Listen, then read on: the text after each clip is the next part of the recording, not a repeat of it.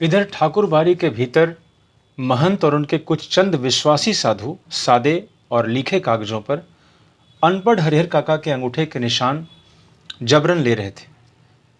हरिहर काका तो महंत के इस व्यवहार से जैसे आसमान से जमीन में आ गए थे। उन्होंने सपने में भी नहीं सोचा था कि महंत जी इस रूप में भी आएंगे। जिस महंत को वह आदरणीय और श्रद्धेय समझते थे, वह महंत अब उन्हें घृणित, दुराचारी और पापी नजर आने लगा था। अब वह उस महंत की सूरत भी देखना नहीं चाहते थे। अब अपने भाइयों का परिवार महंत की तुलना में इन्हें ज़्यादा पवित्र, नेक और अच्छा लगने लगा था। हरिहर काका ठाकुर बाड़ी से अपने घर पहुंचने के लिए बेचैन थे, लेकिन लोग उन्हें पकड़े हुए थे और महंत जी उन्हें समझा रहे थे। तुम्हारे भले के लिए यह सब किया गया हरिहर। अब तुम्हें लगेगा कि हम लोगों ने तुम्हारे साथ जोर जबरदस्ती की, लेकिन बाद में तुम समझ जाओगे कि जिस धर्म संकट में तुम पड़े थे, उससे उबारने का यही एकमात्र रास्ता था। एक और ठाकुर बाड़ी के भीतर जबरन अंगूठे का निशान लेने और पकड़कर समझाने का कार्य चल रहा था, तो दूसरी ओर हरिहर काका के तीनों भाई सुबह होने से पहले ही पुलिस की जीप के साथ ठाकुर बाड़ी आ पहुंचे। जीप से तीनों भाई, एक दरोगा और पुलिस के 8 जवान उतरे। पुलिस इंचार्ज ने ठाकुर बाड़ी के फाटक पर आवाज लगाई, दस्तक दी, लेकिन अंदर से कोई जवाब नहीं। अब पुलिस के जवानों ने ठाकुर बाड़ी के चारों तरफ घेरा डालना शुरू किया। ठाकुर बाड़ी अगर छोटी रहती तो पुलिस के जवान आसानी से उसे घेर लेते, लेकिन विशालकाय ठाकुर बाड़ी को पुलिस के सीमित जवान घेर सकने में असमर्थ साबित हो रहे थे। फिर भी जितना संभव हो सका उस रूप में उन्होंने घेरा डाल दिया और अपना अपना मोर्चा संभाल सुबह की प्रतीक्षा करने लगे। हरिहर काका के भाइयों ने सोचा था कि जब वे पुलिस के साथ ठाकुरबाड़ी पहुंचेंगे तो ठाकुरबाड़ी के भीतर से हमले होंगे और साधु संत रंगे हाथों पकड़ लिए जाएंगे, लेकिन ऐसा कुछ भी नहीं हुआ। ठाकुरबाड़ी के अंदर से एक रोड़ा भी बाहर नहीं आया। शायद पुलिस को आते हुए उन्होंने देख लिया था। सुबह होने में अभी कुछ देर थी, इसलिए पुलिस इंचार्ज रह रहकर ठाकुरबाड़ी का फाटक खोलने तथा साधु संतों को आत्मसमर्पण करने के लिए आवाज लगा रहे थे। साथ ही पुलिस वर्ग की ओर से हवाई फायर भी किए जा रहे थे, लेकिन ठाकुरबाड़ी की ओर से कोई जवाब नहीं आ रहा था। सुबह तड़के एक वृद्ध साधु ने ठाकुरबाड़ी का फाटक खोल दिया। उस साधु की उम्र 80 वर्ष से अधिक की होगी।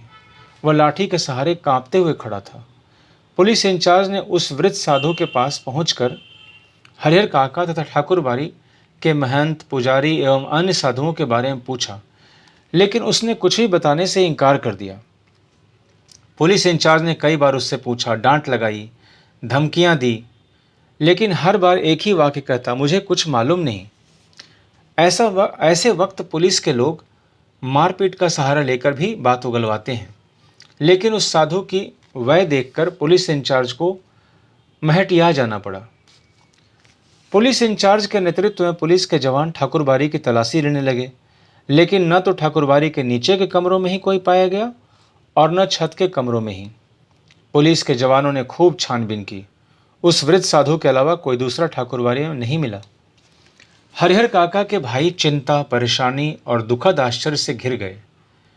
ठाकुरबाड़ी के महंत और साधु संत हरिहर काका को लेकर कहाँ भाग गए? अब क्या होगा? काफ़ी पैसे खर्च कर पुलिस को लाए थे। पुलिस के साथ आने के बाद वह अंदर ही अंदर गर्व महसूस कर रहे थे। उन्हें लग रहा था कि अब भाई को वे आसानी से घर ले जाएंगे तथा साधु संतों को जेल भिजवा देंगे, लेकिन दोनों में से कोई एक भी नहीं हुआ। ठाकुरबाड़ी के जो कमरे खुले थे, उनकी तलाशी पहले ली गई थी। बाद में जिन कमरों की चिटकिनी बंद थी, उन्हें भी खोल कर देखा गया था। एक कमरे के बाहर बड़ा सा ताला लटक रहा था। पुलिस और हरिहर काका के भाई सब वहीं एकत्र हो गए। उस कमरे की कुंजी की मांग वृद्ध साधु से की गई, तब उसने साफ कह दिया, मेरे पास नहीं है। जब उससे पूछा गया इस कमरे में क्या है, तब उसने जवाब दिया, अनाज है। पुलिस इंचार्ज अभी यह सोच ही रहे थे कि इस कमरे का ताला तोड़कर देखा जाए या छोड़ दिया जाए कि अचानक उस कमरे के दरवाजे को भीतर से किसी ने धक्का देना शुरू कर दिया। पुलिस के जवान सावधान हो गए। ताला तोड़कर कमरे का दरवाजा खोला गया।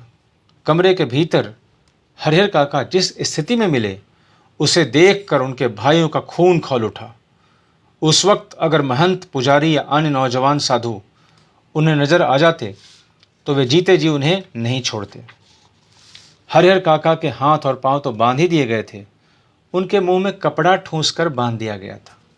हरिहर काका जमीन पर लुढ़कते हुए दरवाजे तक आए थे और पैर से दरवाजे पर धक्का लगाया था।